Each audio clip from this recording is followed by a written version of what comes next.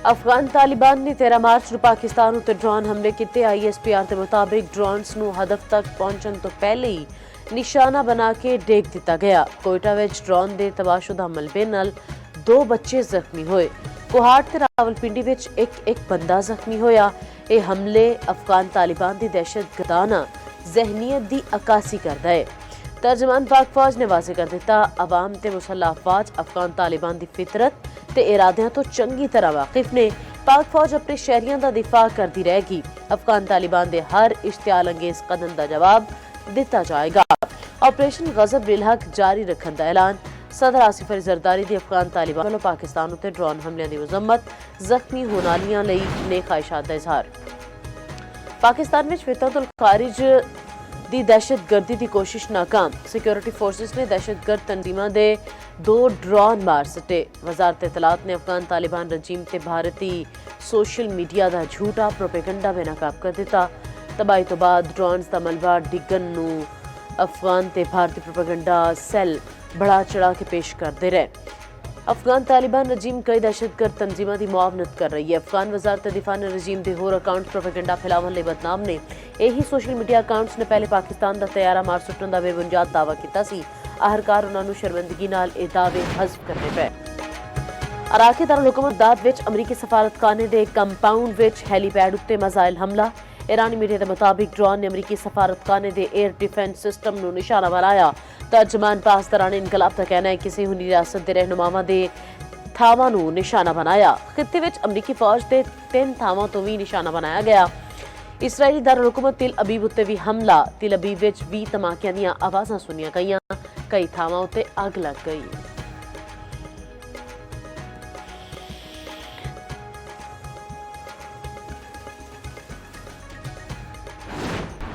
अमरीकी साख्ता लॉन्चर ने बहरीन तो ईरान उत्ते मिसाइल दागे।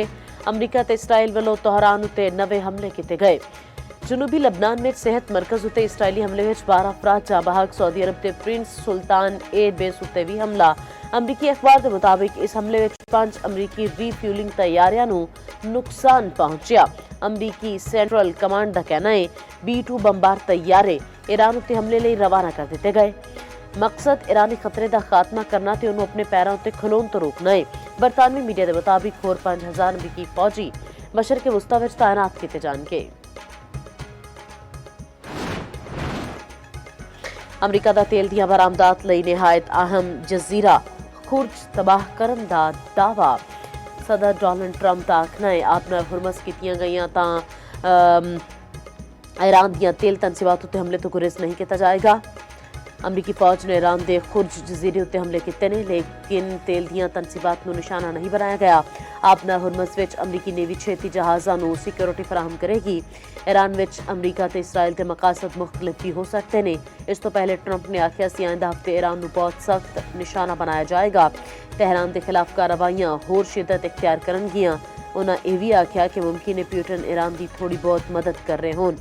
प्यूटन शायद ये समझते हैं कि अमरीका यूक्रेन की मदद कर रहा है।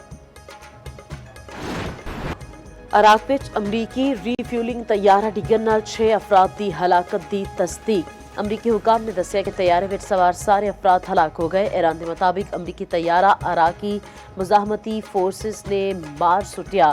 अमरीकी सेंटकॉम का आखना है कि तैयारा किसी जारहियत नाल नहीं डिगया। ईरान वालों अमरीकी बेड़े नूं होर नुकसान पहुंचाने का दावा भी किया गया।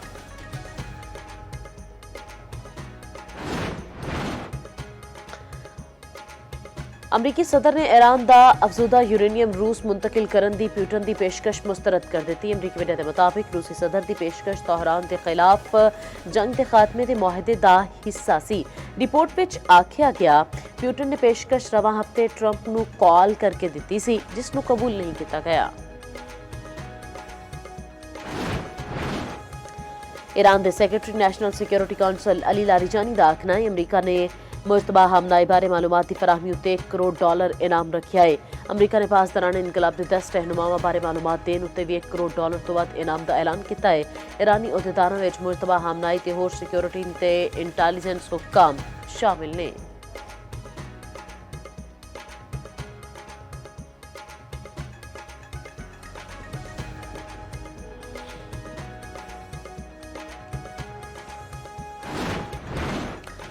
अमरीकी नायब सदर जेडी विंस ने दावा किया है कि नवा ईरानी सुप्रीम लीडर अमरीकी कार्रवाइयां विच जख्मी होया है। सदर ट्रंप ने मेराब स्कूल उत्ते हमले की तहकीकात की हिदायत दी थी। दूजे पासे अमरीकी वजीर जंग कहते ने मुश्तबा हमलाई का चेहरा मुतासिर होया है तो मंजर आम ते ही नहीं आए। ईरानी अहदेदारां दा आखना है मुश्तबा हमलाई मामूली जख्मी होए सन पर हुण अपने फराइज सर अंजाम दे रहे हैं।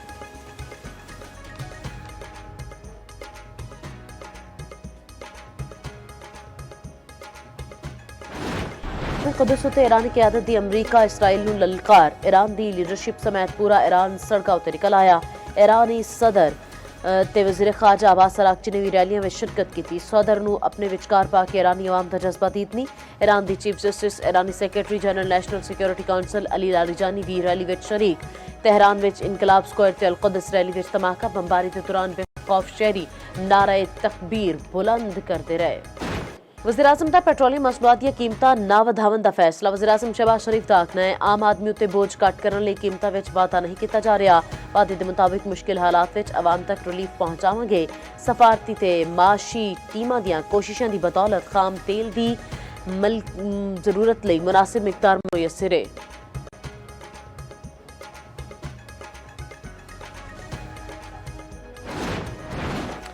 पाकिस्तान विच मुमकिन एनर्जी बहरान के खदशात दम तोड़न लग पे। LPG नाल भरे 2 बहरी जहाज कामयाबी नाल कराची पड़ गए। एक जहाज फोर्टको ऑयल टर्मिनल उत्ते लंगर अंदाज 55,101 मैट्रिक टन गैस मौजूद। कारगो की तरसील जारी। एक होर जहाज कराची उतर गया। इधर भी 43,930 मैट्रिक टन गैस का जखीरा बाकी।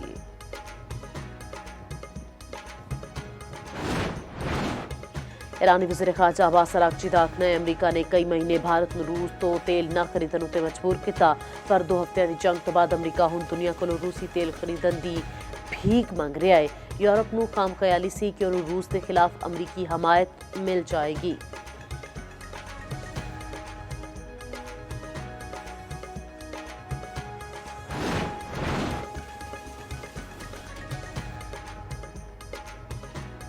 यूरोपीय रहनुमावां दी रूस तेल की खरीदारी उत्ते पाबंदी विच आरजी नरमी ते अमरीकी फैसले उत्ते तनकीद की गई है और सदर यूरोपी कौंसल ने अमरीकी फैसले नूं इंतहाई तशवीशनाक करार देंदे होए आख्या है कि यह फैसला यूरोपा की सलामती नूं मुतासर कर सकता है।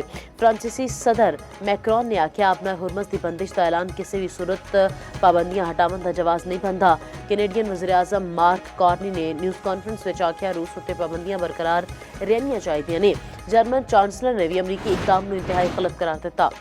ईरान दा चीनी करंसी युआन विच तजारत करने वाले ऑयल टैंकर्स नूं अपने हुरमस तो लंघण की इजाजत देण उत्ते गौर किया जा रहा है। अमरीकी मीडिया ने ईरानी अहदेदारां के हवाले नाल दावा किया है कि ईरान महदूद तादाद विच ऑयल टैंकर्स नूं अपने हुरमस तो लंघण की इजाजत देण उत्ते गौर कर रहा है। शर्त यह है कि तेल ते कार्गो की तजारत युआन विच होवे।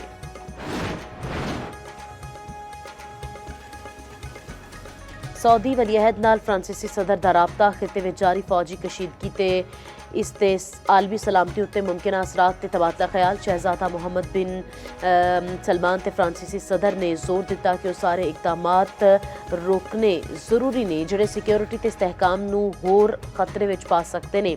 उन्होंने बिगड़ती हुई सूरत-ए-हाल के दौरान तहम्मुल ते बुरदबारी इख्तियार करने की जरूरत उत्ते भी जोर दिता। दोनों रहनुमावां ने खिते विच मजीद कशीदगी रोकने ते इस्तेहकाम बरकरार रखने लई जारी वसीतर कोशिशों का जायजा भी लिता।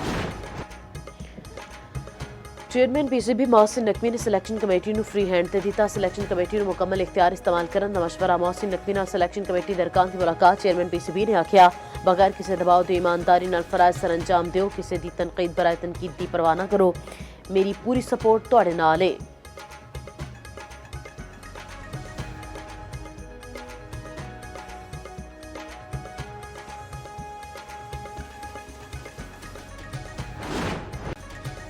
KPK विच 8 तो 16 मार्च तक बदल रंग जमानगे। बालाई जिलियां विच बारिश ते पहाड़ां उत्ते बर्फबारी दा इम्कान। कोहस्तान ते शांकला समेत कई इलाकों में लैंडस्लाइडिंग का खतरा।